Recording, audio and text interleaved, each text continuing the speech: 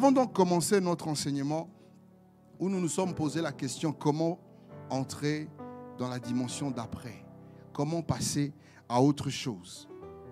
On a vu qu'il y a beaucoup de chrétiens qui tournent en rond. Ils n'arrivent pas à passer à autre chose, à changer de dimension. Chrétien depuis 20 ans, mais c'est toujours la même personne. Les mêmes réactions, les mêmes attitudes, les mêmes pensées, le même caractère. Ils ne passent pas à autre chose. Le même travail, les mêmes souffrances, les mêmes galères. Pas moyen de passer à autre chose. Comment changer de dimension? Dans le couple, toujours les mêmes rengaines. On crie toujours de la même façon. On s'embrouille pour les mêmes choses. On n'arrive pas à changer de cap. La même situation qui dure depuis des années et des années. On a donc vu que pour changer de dimension, il fallait être en relation avec Dieu. Or, pour être en relation avec Dieu, il faut avoir une alliance avec Dieu. Et quand on est en alliance avec Dieu, cela sous-entend l'autel et le sacrifice. Donc, on a compris que pour passer à la dimension d'après, il faut avoir un autel sur lequel nous mettons des sacrifices. Et c'est là que nous sommes. On a donc commencé à parler des autels. On a donné différentes significations de l'autel. Le thème de ce matin, c'est l'autel, symbole de victoire. L'autel dans la vie d'un chrétien est symbole de victoire. Celui qui a bâti un autel à l'Éternel dans sa vie, c'est un vainqueur.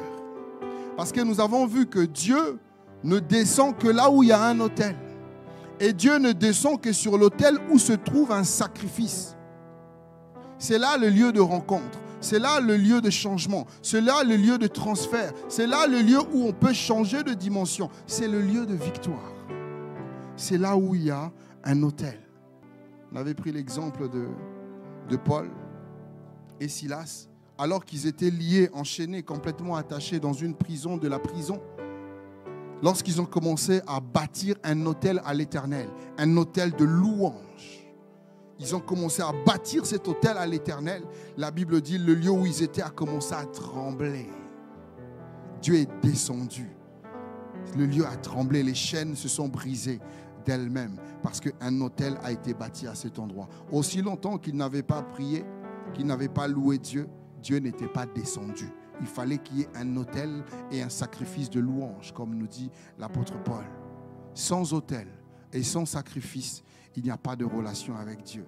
Et s'il n'y a pas de relation avec Dieu, il n'y a pas de victoire. La Bible dit dans Apocalypse 12, verset 11, « Ils l'ont vaincu à cause du sang de l'agneau et à cause de la parole de leur témoignage. Et ils n'ont pas aimé leur vie jusqu'à craindre la mort. » Le problème de chrétien, il n'a pas de victoire parce qu'il aime sa vie. Lorsqu'il arrive devant l'autel de sacrifice où il doit poser un acte pour se sacrifier, il fait demi-tour. Il ne peut pas avoir la victoire. Et beaucoup de chrétiens tournent en rond. Écoutez, la Bible dit ceci. Dans Proverbe 14, au verset 12, « Telle voie paraît droite à un homme, mais son issue, c'est la voie de la mort. » Ça veut dire que l'homme, lorsqu'il regarde la voie qu'il prend, il dit, moi, j'ai raison. En Dieu, il n'y a pas de raison. En Dieu, c'est une histoire d'obéissance. En Dieu, il n'y a pas de raison. Un homme faisait partie d'une famille de 5 enfants. Et ses 4 premiers frères se sont mariés.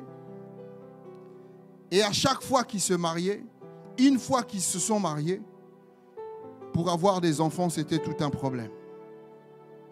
Tout un problème. Et il restait stérile. Et le dernier, lui, avant de se marier, son pasteur lui dit, écoute, après le mariage, tu dois t'abstenir 7 jours. Déjà avant, c'est dur pour certains. Et après, c'est comment? Lui, on lui a dit après. Donc, on vous bénit aujourd'hui. Quand vous partez, vous n'allez pas sur le lit. Vous devez attendre 7 jours. Alors le monsieur va voir sa femme, sa future femme, et lui dit, chérie, tu es d'accord? L'homme de Dieu a dit, après le mariage, on doit attendre 7 jours. La femme lui dit, oui, mais pourquoi? Il dit, je ne sais pas. Ils vont voir l'homme de Dieu. Pourquoi? L'homme de Dieu dit, ainsi parle l'Éternel. Après le mariage, abstenez-vous pendant 7 jours. La femme a dit, je suis d'accord. Ils se sont mariés. Le jour même, la femme commence à chauffer le monsieur. Le monsieur dit, non, on a dit 7 jours. Deuxième jour, elle revient. Le monsieur dit, on a dit 7 jours. Troisième jour, elle s'est énervée. Les insultes ont commencé à fuser dans la maison. N'importe quoi. Tu es qu'une femmelette. Tu obéis à ton pasteur là. Tu n'es qu'une femmelette. Nanana. Vos églises. Toutes sortes de paroles. Le troisième jour, la femme s'est énervée. Le monsieur est resté calme. On m'a dit 7 jours. J'attendrai 7 jours.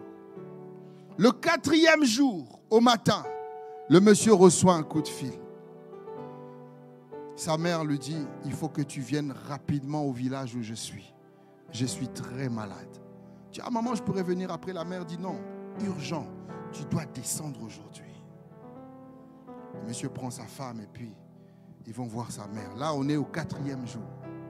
Et lorsqu'il arrive chez la maman lui dit, mon fils, je vais mourir. Dans peu de jours, d'ici 2-3 jours, en tout cas avant 7 jours, je vais mourir. Le fils lui dit pourquoi? Il lui dit parce que j'avais tissé un pacte. J'avais tissé un pacte pour être ce que je suis aujourd'hui. Et ce pacte était de donner vos descendants. Ce qui fait que à chaque fois que vous vous mariez, quand vous faites vos histoires avant le mariage, ça ne compte pas. Mais quand vous vous mariez, j'ai besoin de prendre votre semence avant 3 jours. Si je ne prends pas votre semence avant les 3 premiers jours, je vais mourir. Et toi, tu n'es pas allé avec ta femme jusqu'à présent. Pourquoi tu n'es pas allé avec ta femme? Et là, il lui dit parce que Dieu avait parlé. Il n'avait pas compris. Ce n'était pas écrit dans la Bible, oui, il faut s'abstenir pendant 7 jours. Ça, c'est les pharisiens. C'était l'esprit qui a dit, abstiens-toi. Parfois, Dieu ne donne pas le guide. Il ne donne pas de notice. Il parle tout simplement. Et le fils a compris qu'il venait d'être sauvé d'un grand danger. Et la maman lui dit, toi, tu m'as résisté et je vais mourir. Elle est morte. Elle s'est repentie, mais elle est morte. C'est pour dire quoi? Avec Dieu, il n'y a pas de j'ai raison. La femme aurait pu dire, j'ai raison, nous sommes mariés. L'homme aussi aurait pu dire, oui, tu as raison, nous avons raison, le pasteur a tort. Mais il a obéi. Et par son obéissance, il a sauvé sa vie, il a sauvé son couple et il a eu des enfants après. Dieu, ce n'est pas j'ai raison. Dieu, ce n'est pas j'ai raison. Dieu, c'est une histoire d'obéissance. Le verset continue en disant, au milieu même du rire, le cœur peut être affligé et la joie peut finir par la détresse. Il y a des gens qui camouflent leur défaite par des colères. Vous ne comprenez pas, quelqu'un est toujours colérique, mais en fait, c'est quelqu'un qui vit dans la défaite. Il y en a d'autres qui camouflent leur défaite par des insultes, par des critiques, mais c'est quelqu'un qui vit dans la défaite. Il vit dans la défaite. Il y en a d'autres qui le camouflent par des choses extravagantes, mais c'est la défaite. C'est la défaite. Alléluia. Au milieu même du rire, pendant que vous êtes en train de rire, quelqu'un est en train de souffrir dans son cœur parce que la personne est dans la défaite. Et pourtant, la victoire est pour nous. Jésus nous promet de gloire en gloire et de victoire en victoire. Mais pourquoi les chrétiens vivent dans la défaite? Parce qu'il n'y a pas d'autel. Parce que tu n'as pas d'autel. Parce que tu ne fais pas de sacrifice à Dieu. C'est pour ça que tu n'as pas de victoire. Romains 8, 37. Mais dans toutes ces choses, nous sommes plus que vainqueurs. Mais est-ce que nous vivons cette parole? Dans toutes les choses, est-ce que nous vivons cette parole? C'est quoi une victoire? Une victoire, c'est un succès obtenu dans un combat, une bataille, une guerre. Il n'y a pas de victoire sans combat. Il n'y a pas de victoire sans bataille. Il n'y a pas de victoire sans guerre. Tu ne peux pas te dire vainqueur si tu n'as pas combattu. Tu ne peux pas. Il faut que tu passes par un combat pour qu'on puisse dire tu es vainqueur. Et lorsqu'on parle de victoire en Christ, on parle de triomphe. Vous savez, quand on parle de triomphe, on parle d'un ennemi qui est à terre sur lequel on pose le pied. C'est-à-dire l'ennemi ne peut plus bouger. L'ennemi est terminé. L'ennemi est fini. Une guerre, c'est quoi? Une guerre, c'est une opposition entre deux personnes. Une opposition entre deux États. Une opposition entre deux nations. Une opposition entre deux groupes. C'est ça une guerre. Lorsque tu te mets en opposition, tu entres en guerre. Quand quelqu'un s'oppose à toi, sache que cette personne est entrée en guerre avec toi. Physiquement, toi, tu dis, oh, c'est rien. C'est quelqu'un, oh, lui, il boude tout le temps. Non, c'est quelqu'un qui, dans le monde spirituel, s'est positionné en opposant. Dans l'esprit, tu ne passeras pas. Mais dans la journée, vous rigolez. Et il te casse à chaque fois. Mais en fait, dans l'esprit, il a fait ça. Dans l'esprit, c'est un Goliath pour toi. Toi, tu as un ami qui te casse tout le temps. Tu as un frère qui te casse tout le temps. Tu as un frère qui casse tout le temps votre église. C'est un opposant. C'est quelqu'un qui est en guerre. Spirituellement, c'est un agent du diable. Le monde entier est sous la puissance du malin. Si tu n'es pas avec Dieu, tu es avec lui. Et dans une guerre, il n'y a plus de sentiments. Il n'y a plus d'émotions. Les clips que j'ai projetés, c'était leur oncle. Le grand ou le petit frère de leur père. C'était leur oncle. Mais puisque l'oncle est entré en guerre spirituelle avec eux, ils n'ont pas pris un couteau. Les chrétiens aujourd'hui partent en guerre avec des couteaux. Tu vas chez le voisin, tu commences à lui crier dessus. Toi là, au nom de Jésus. Non. Ils sont rentrés en prière. Ils ont mis genoux à terre.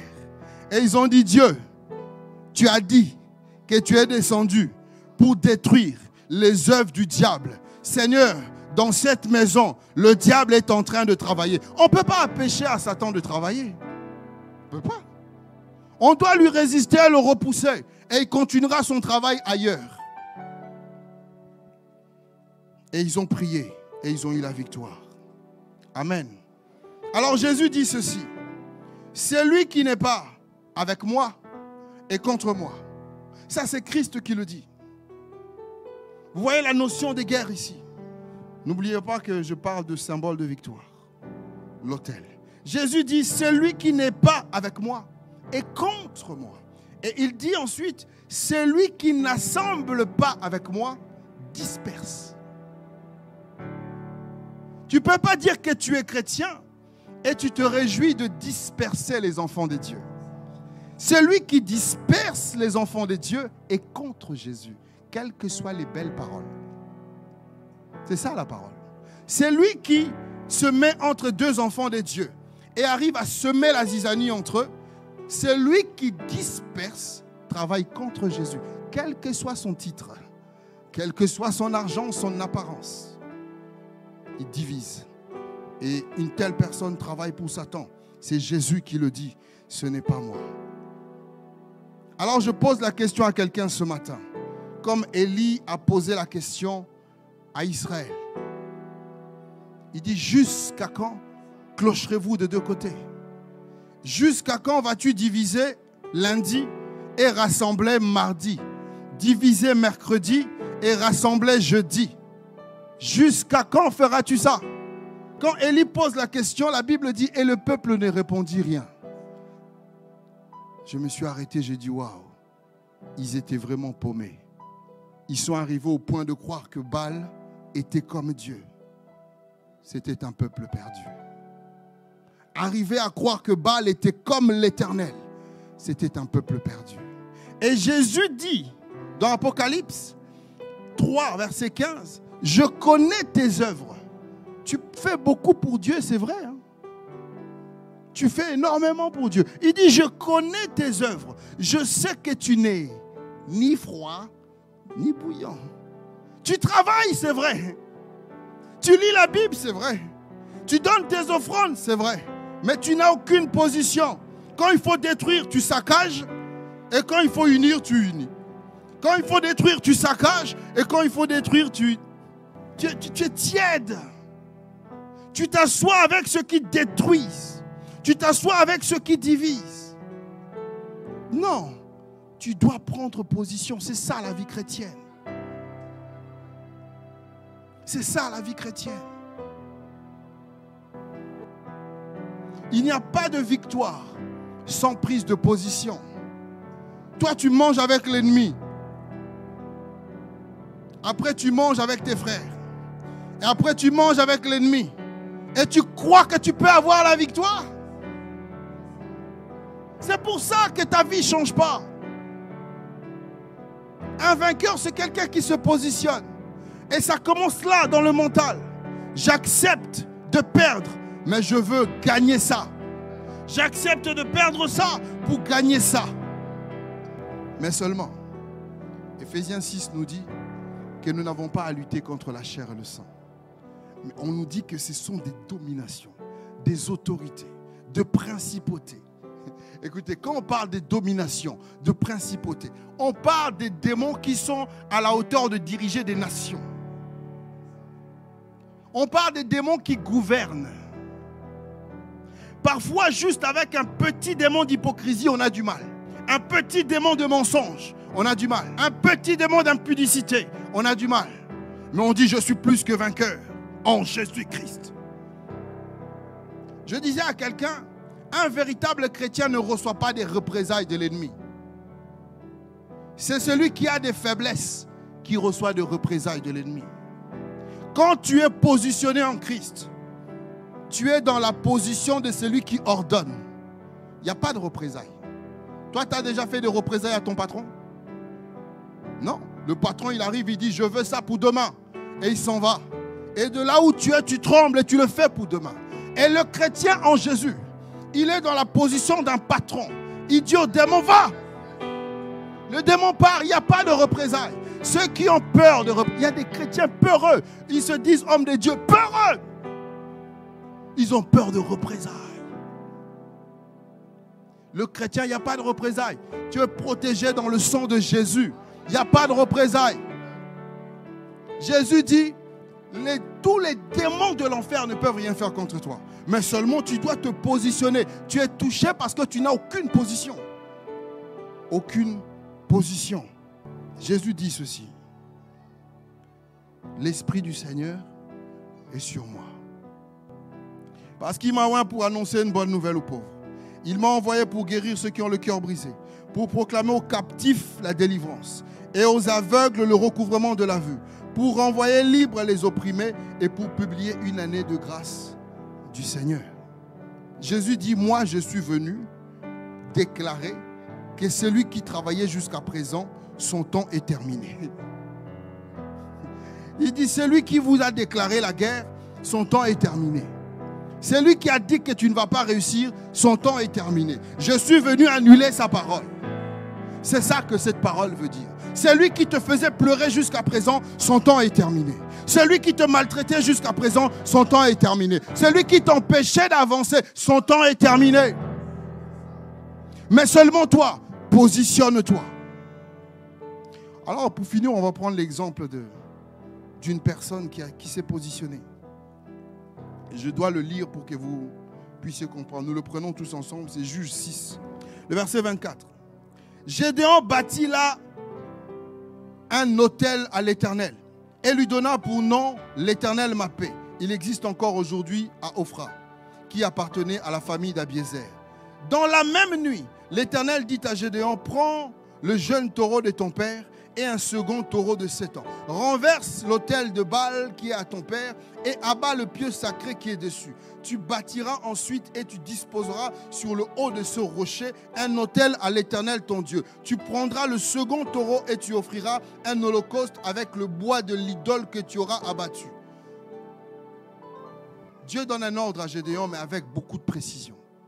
Il dit, tu vas aller prendre les affaires de ton père là. Tu prends un taureau, tu prends une génisse et tu vas entrer dans le temple de ton père et tu vas renverser son temple, tu vas renverser son autel. Et une fois que tu auras renversé son autel, tu me construis à moi, tu élèves pour moi un autel au même endroit avec le bois que tu auras détruit. Avec ce que tu as cassé là, tu me bâtis maintenant à moi un autel. Et n'oublie pas d'enlever le pieu qui est dessus. Avec beaucoup de précision. Je vais maintenant au verset 30. Alors, les gens de la ville dirent, une fois que Gédéon a obéi, Gédéon est parti, il a renversé, il a mis l'holocauste et tout ça. Au verset 30. Alors les gens de la ville dirent à Joas, Joas c'est le père de Gédéon, fais sortir ton fils et qu'il meure, car il a renversé l'autel de Baal et abattu le pieu sacré qui était dessus.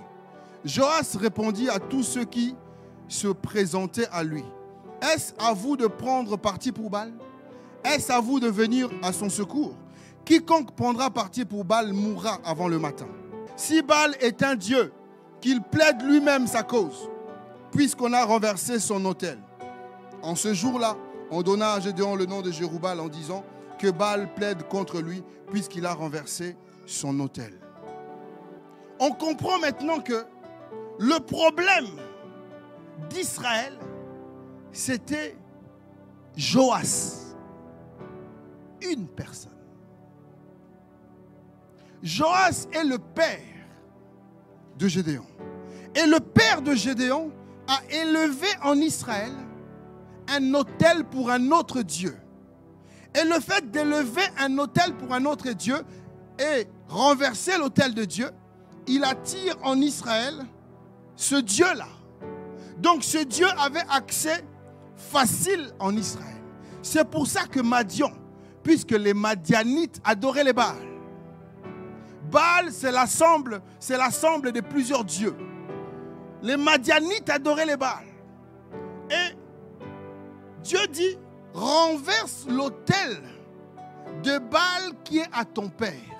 Qu'est-ce qu'un seul autel avait à voir avec la victoire d'Israël? Qu'est-ce qu'une seule personne avait à voir avec Israël? Joas, Dieu ne l'a pas choisi, Dieu a choisi son fils. Joas ici représente le gardien de l'alliance de Baal en Israël. Joas représente le sacrificateur de Baal en Israël. Joas est le représentant légal de Baal en Israël. Joas est le lien entre Baal et Israël. Un simple autel qu'il avait élevé dans sa maison, cet autel suffisait à faire en sorte que Israël aille de défaite en défaite. Quel est l'autel qui règne dans ta famille? Quel est l'autel que ton arrière ou je ne sais pas qui a élevé dans ta famille qui donne un droit légal à la pauvreté, qui donne un droit légal à la maladie, qui donne un droit légal au chômage, qui donne un droit légal? Un droit, j'ai dit légal. Il était le gardien. Voilà comment Jésus parle du gardien de l'alliance. Jésus dit, Matthieu 12, verset 29, « Comment quelqu'un peut-il entrer dans la maison d'un homme fort et piller ses biens sans avoir auparavant lié cet homme fort? Alors seulement, il pillera sa maison. » Jésus dit, vous ne comprenez rien. Il y a un homme fort sur la terre. Cet homme, c'est Satan.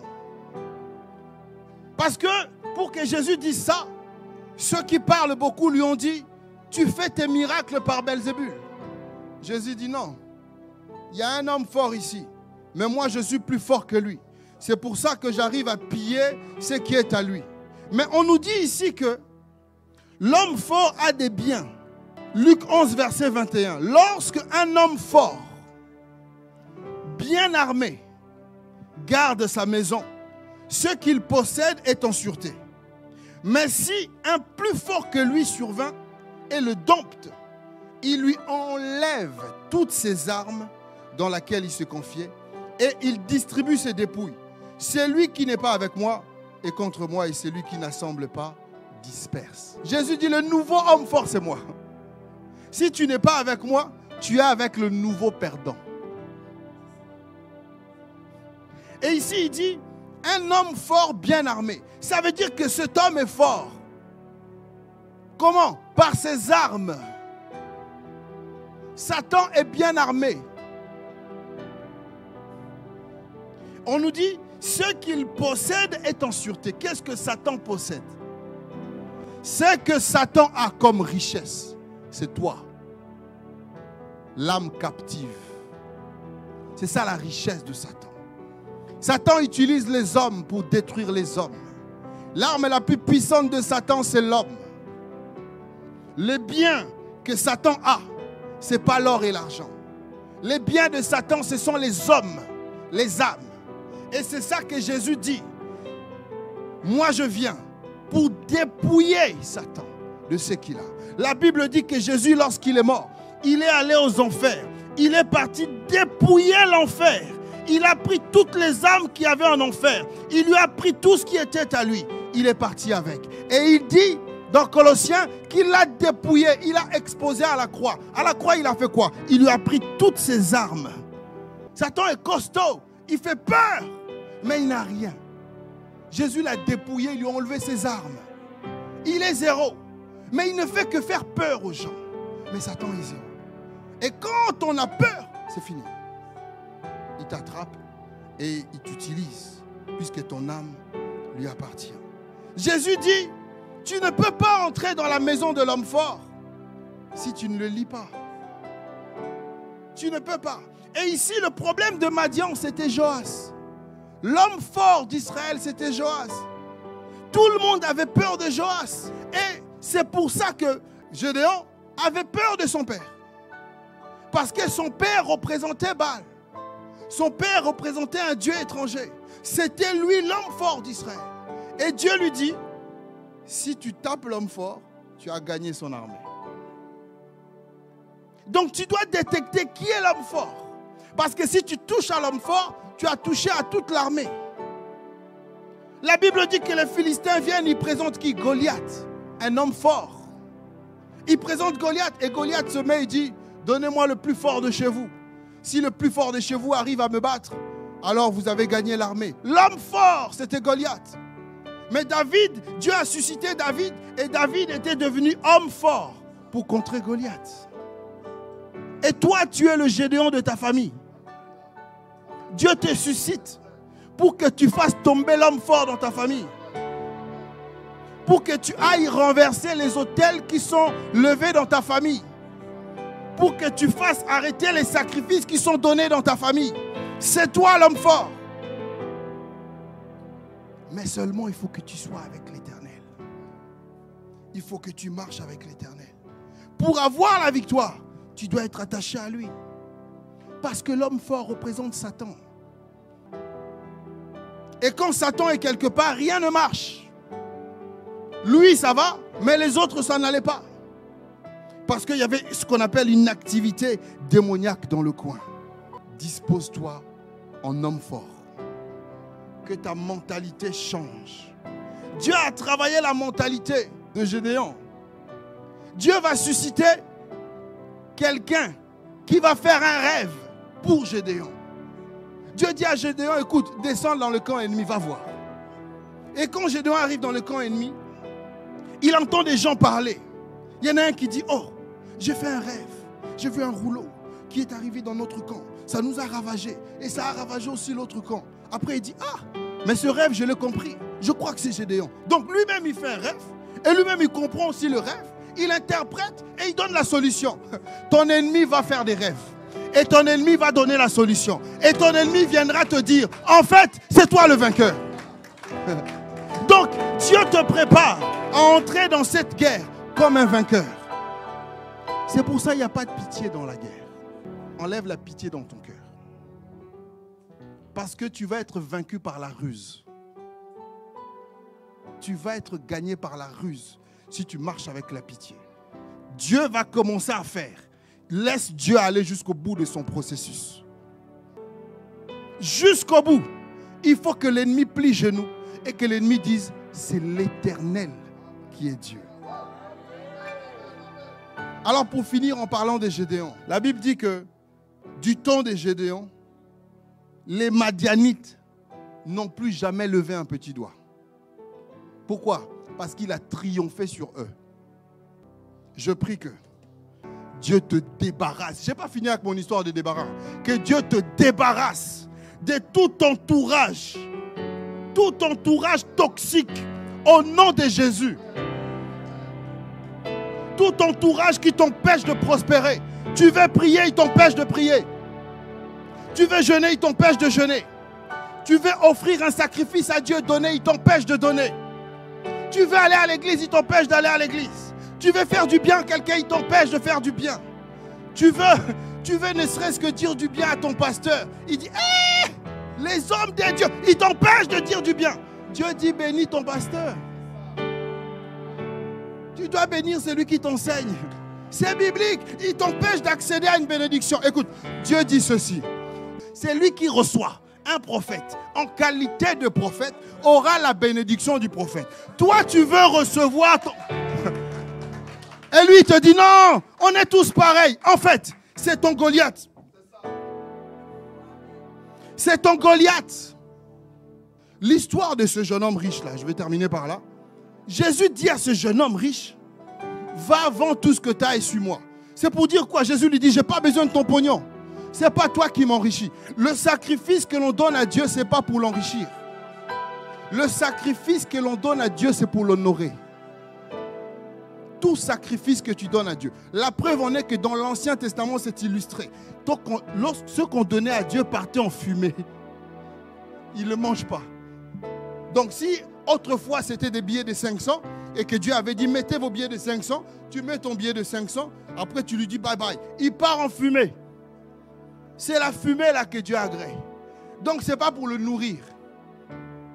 Et lorsque Dieu réclame un hôtel, ce n'est pas pour lui fabriquer une maison. C'est juste parce qu'il veut être au plus près de toi. Alors quand ta mentalité change, tu commences à comprendre que Dieu te veut du bien. Dans tout ce qu'il te demande, il te veut du bien.